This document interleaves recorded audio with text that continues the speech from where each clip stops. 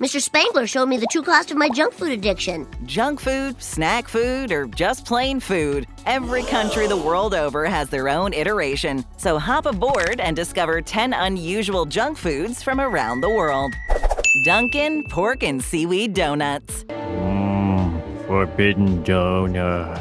If America runs on Dunkin', then what keeps the rest of the world going? Well, apparently Dunkin' Donuts isn't ready to give up on the Eastern Hemisphere because they're catering to some very strange tastes with even stranger creations. The pork and seaweed donut is precisely what it sounds like. It's an unassuming cake donut topped with dried shavings of pork and bits of seaweed added to it as well. This donut has really only ever found footing in parts of China and other Pacific Asian countries where the umami flavor is highly coveted. Frio, so umami, so nice. With seafood being such a staple to these nations, it was only a matter of time before large brands attempted to capitalize on this market. This donut will certainly not be everyone's cup of tea, but a similar dish has been eaten for centuries all over China. Simply replace the donut with homemade bread, and you actually have a very traditional iteration of a classic culinary staple. Next time you're cruising around Beijing and are looking to branch out with just a touch of culinary common ground, you could do much worse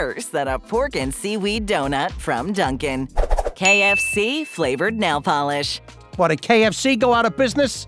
KFC is no stranger to creating unique and interesting takes on their Southern country home-style menu. Take the Double Down, for instance. When you pair this with outrageous marketing, it's easy to see why KFC is creating more and more of a name for itself in pop culture. This time, they created something that isn't even considered edible most of the time. In 2016, they released flavored nail polishes to emulate some of their famous flavors, including, of course, the secret blend of 11 herbs and spices. It tastes just like KFC. They had some downright fever dreams for commercials and were content to let this joke play out, all the while raking in the publicity that they so craved. We know what you're thinking, and don't worry, these nail polishes were deemed totally safe for consumption, even if the idea was a bit novel. Oh, I'm relieved to hear that. The fast food chain leaned heavily into their slogan, finger licking good, and for a while, the entirety of the fast food industry looked at KFC. While you'll have to decide for yourself if this marketing stunt was worth the effort, it didn't take long for the honeymoon phase of the nail polish to end. The polish is hard to find these days. If you're a staunch supporter in the Colonel's Army, then this once-in-a-lifetime product is a must-have. McDonald's beer and macarons. I have macarons. If there's one thing that the French take seriously, it's their cuisine. Many famous dishes, cooking techniques, and innovations come from France as the landscape of the culinary arts continues to change. It's called improv, Bri. McDonald saw fit to create something just for the French with the beer and macaron special. This is a dish composed of exactly what it sounds like: classic French cookies and an ice-cold beer available from the Golden Arches. While at face value, this snack seems to be a bit out there, the French population have always been unapologetic when it comes to their food. Next time you're in France and hankering for some of Ronald's fast food fare, stop in and see if the beer and macaron special is running. New to BabbleTop? Then how about hitting that subscribe button? It's easier than ordering a Happy Meal. Thanks. Thank you. Japanese Kit Kats. I'll give you a Kit Kat.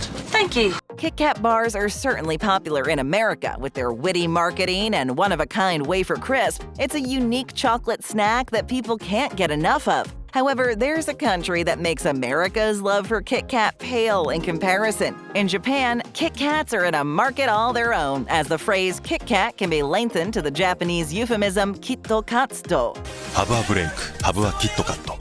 which means you shall surely win. They're given as a gift on test days, interviews, and any event where a little bit of luck can turn the tide. Seeing as how the snack has literally woven itself into the fabric of Japanese society, it should come as no surprise that there are more than 300 limited edition and seasonal varieties of the candy bar. In Japanese markets, you can find anything from cherry blossom Kit Kats to rice wine Kit Kats. These ones aren't for kids, as they manage an alcohol content of around 0.4%. New flavors are being developed year-round, and unfortunately for many of us, they will never make the voyage across the Pacific. My disappointment is immeasurable. Japan is keeping these Kit Kats close to the chest, with flavors such as soy sauce, matcha, and strawberry. If you find yourself absolutely needing to try these flavors, there are many companies who are working to import snacks from all over the world. So if you ever travel to Japan, make sure you buy a couple extra bars for the rest of us back home. Pizza Hut New Zealand's Burrito Pizza. Where's my burrito? Where's my burrito? Don't get it twisted. This is not the taco pizza that's available here in the States. This is something wholly its own. The burrito pizza is exclusive to New Zealand and comes on the wave of the country trying to reinvent the Mexican pizza by Taco Bell. What might seem strange at first actually has many of the fixings that you would expect to find at your local Mexican restaurant. The pizza is piled high with mild chili beans, bell peppers, and innocuous-sounding burrito sauce, as well as a healthy dose of mozzarella cheese. And that's healthy! If burritos aren't your bag, fret not. Pizza Hut in New Zealand has also rolled out the ultimate Mexican pizza and the quesadilla pizza. So if Mexican cuisine is exactly your bag, then Pizza Hut in New Zealand has you covered. What originally started as what some would consider a fad, sales for the pizza have remained steady over the years. While we can't say for sure if this pizza will ever make its way onto menus in the States, we can watch patiently as our friends in the Pacific render a verdict on this strange junk food creation. Since 2014, they've been serving up this unique pizza, and while it disappears from the menu from time to time, it always seems to come back around for another victory lap in due time. If you're hankering for something that Pizza Hut here at home just can't give ya, hop on the 14-hour flight and try this unique creation yourself.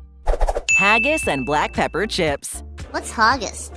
Potato chips, or crisps, depending on your country of origin, are some of the most universally loved snacks. Hundreds of different brands all vie for consumer support year-round as each company tries to best their peers. Some of these companies have settled into niches, while others still are not satisfied until their brand is recognized in every household in the world. This particular entry is a part of the former. Haggis and black pepper chips are created by Mackey's of Scotland, which is a lesser-known brand in the States, but an absolute titan in its own market. They are content with catering to their homeland's unique tastes and lean fully into this iteration of chips. They're marketed as going perfect with an ice-cold beer, and you'll probably find them lining the bar at your local Scottish pub. This chip is unapologetically its own thing, and Mackey's knows full well that it won't be for everyone. For the local Scots, however, these ingredients are a match made in heaven. If you've ever tried haggis, you know that it can be a polarizing dish. They sound delicious. But when all you're getting is the flavor of the food, your palate can forgive the process by which haggis is made. We're not saying that these chips are going to be your new favorite, but we do suggest that if you're ever traveling to the land of kilts and bagpipes, that you take some time to try this one-of-a-kind offering. Who knows? You might just be surprised.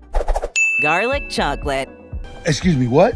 Can you guess what ingredients go into making this crazy confection? We'll give you one hint. It's in the name. Once again, coming to us from Japan, garlic chocolate is a bit of a divisive one. It's often marketed as a romantic gesture for Japanese couples around special holidays and events. This special treat comes to the Japanese markets from the prefecture that produces most of the country's garlic, Aomori. A special festival called the Taco Town Beef and Garlic Festival takes place in Japan, and chocolate garlic is always a staple at this event. With deep culinary roots in Japanese culture, both garlic and chocolate are staples of the Japanese diet. You Japanese, bud?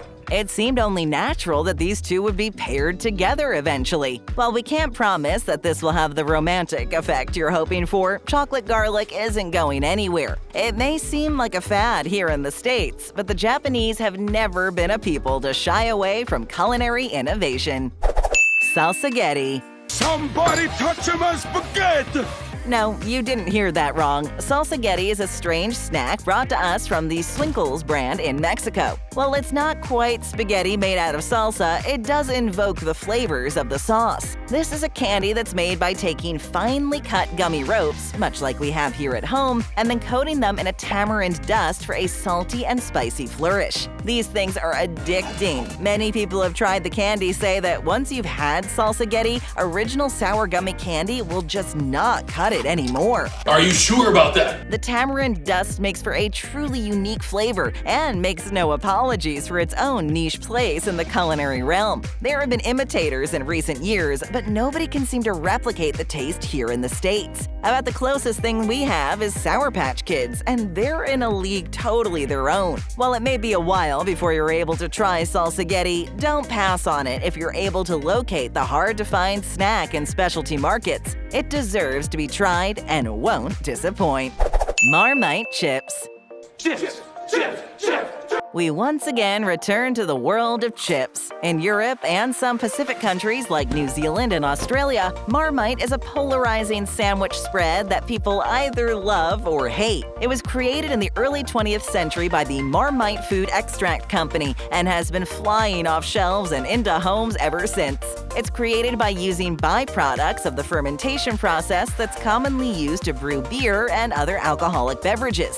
Yeast extract helps give the spread its popular taste and consistency. It's one of the saltiest foods around and earns its own unique space as a topping for toasts, biscuits, and scones. While people in Europe eat it regularly, it has never really translated to the American palate, even though it's been sold overseas for decades now. Many people describe a deep, salty, and umami-rich flavor that will not please everyone. Be careful in the application of this spread because a little goes a very long way. The popular chip brand Walkers of England knew that there was space for Marmite in their line of products and subsequently released Marmite-flavored chips onto store shelves. Sans the sticky brown residue, these chips managed to pack in all the flavor of Marmite without the preparation or mess. So next time you're vacationing in Great Britain, see what all the fuss is about. Who knows, you might find your new favorite brand of chip. Kanikko. Crab meat! From dehydrated seaweed and pork donuts to the litany of Kit Kat flavors, Japan is never shy about trying out new flavors and combinations. This particular snack, however, harkens back to the centuries-old tradition of enjoying crab around the dinner table. Seafood is a major staple of the Japanese diet, and as a result, so is crab. While it's not exactly the most popular crustacean on shelves in Japan, it carves out its own slice of the market. As a result, snack companies and food conglomerates around Japan have found a somewhat stomach-curdling alternative for those who might want crab, but without the hassle of preparation. That's genius! Kanikko is a surprising addition to the list in the fact that it's not really a snack food, it's almost an entire meal. This popular snack is created by deep-frying hundreds of tiny baby crabs, which are then packaged whole and sold in convenience stores all over the country. It's been a snack that the Japanese people have enjoyed for centuries, now in a clever package and mass-produced to meet the demand of the Japanese populace. Each company has their own spin on the snack, but most often they're served with spices and seasoning that are placed right on the baby crab's shells. If this sounds like it's a bit out there, don't worry, you're not alone. If, however, you live life on the edge and are planning a trip to Japan, you might want to see what all the fuss is about and pick up a bag of Kanikko from your local 7-Eleven. Yeah, I want to try that. Spice things up with another great video. Just tap or click, then hit that subscribe button and ring that bell to join our notification squad.